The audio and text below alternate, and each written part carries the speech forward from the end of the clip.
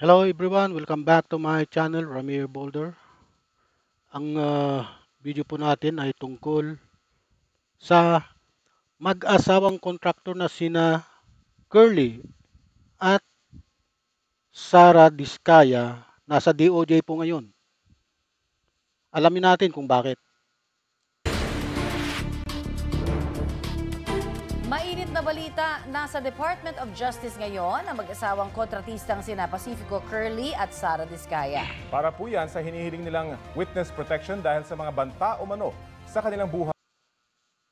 Humiling daw di umano sila ng witness protection. May ulat on the spot si Salima Refran. Sam? Rafi Cooney, nandito na nga sa Department of Justice at sumasailalim na sa initial evaluation para maging protected witness ng DOJ. Ang mag-asawang Sumasailalim na daw po para maging protected witness ang dalawang mag-asawang Curly at Sara Diskaya. contractor na Pacifico Curly at Sara Diskaya. Pasado alas 9 ng umaga nang ibaba ng Senate Sergeant at Arms si Curly Diskaya sa main building ng Department of Justice. Naka-bulletproof vest at bantay sarado ng mga pulis at ng Senate Sergeant at Arms si Diskaya. Wala siyang binigay na pahayag sa mga nagtanong na media. Kasama ni Diskaya ang kanyang abogado.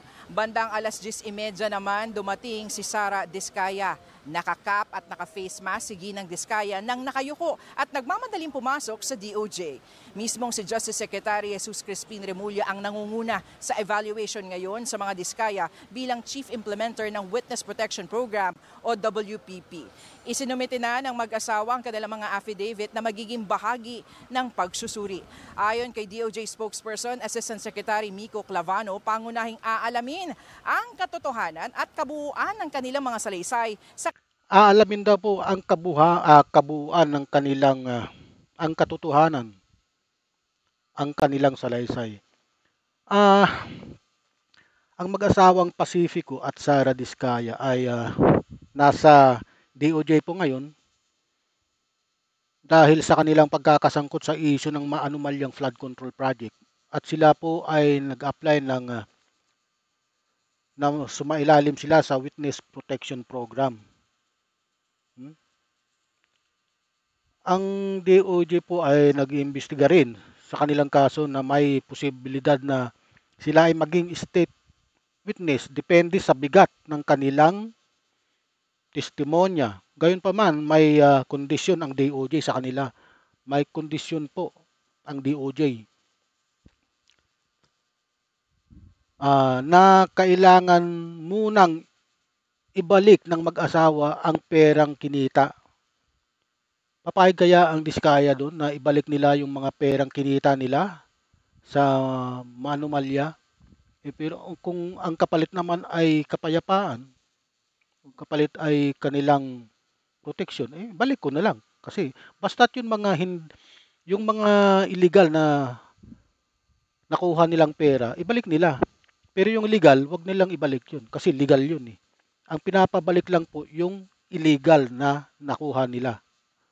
Kasi pera po ng taong bayan yan eh. Kailangan munang ibalik ng mag-asawa ang mga perang kinita sa gobyerno na sa illegal na paraan bago sila tuluyang maging state witness. Pinapabalik po. Tsaka bukod po dyan, nag-issue ng immigration lookout bulletin order yung ILBO laban sa mag-asawang ito at 42 iba pang individual na sangkot sa kontrobersya ng flood control. Ang ILBO ay naglalayong bantayan ang paglabas ng bansa ng mga nasabing individual at kasama po ang dalawang mag-asawang yan. Tuloy po natin. saka susuriin ang risk at security threat laban sa kanila. Pero isa raw sa tiyak na itatanong ni Secretary Remulla ay ang kahandaan ng mga Diskaya na magbalik ng mga nakuhang pera mula sa bayan. Ipanaliwanag rin ni Clavano na ang evaluation na ito ay para pa lamang malaman kung maipapasok sila sa WPP bilang protected witness. Iba pa ito sa pagiging state witness na malalaman lamang oras na may kaso na sa korte at hingi nito ng prosekusyon. Narito ang pahayag ni Justice Spokesperson Assistant Secretary Miko Clavano.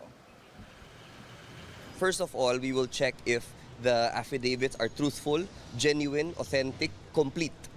So, Tama, yun naman talaga ang dapat na gawin ng DOJ. Examine ninyo kung totoo ba ang sinasabi ng mag-asawang yan.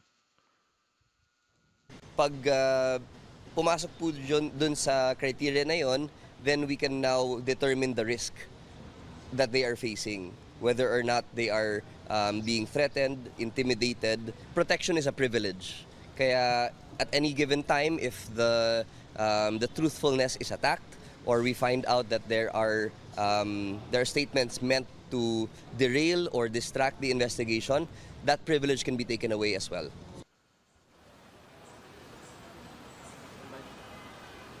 Rafi, sa mga oras nga na ito ay nagpapatuloy pa rin yung evaluation sa mag-asawang Diskaya. Sabi ni Assistant Secretary Clavano, bukas ang DOJ sa iba pang gustong magpa-evaluate para mapailalim dito sa WPP. Pero babala niya, dapat maging totoo at katotohanan lamang ang sasabihin. Kung hindi ay maaari rin silang paharapin sa batas dahil sa kasinungalingan. At yan muna ang latest mula nga dito sa Department of Justice sa Maynila. Rafi.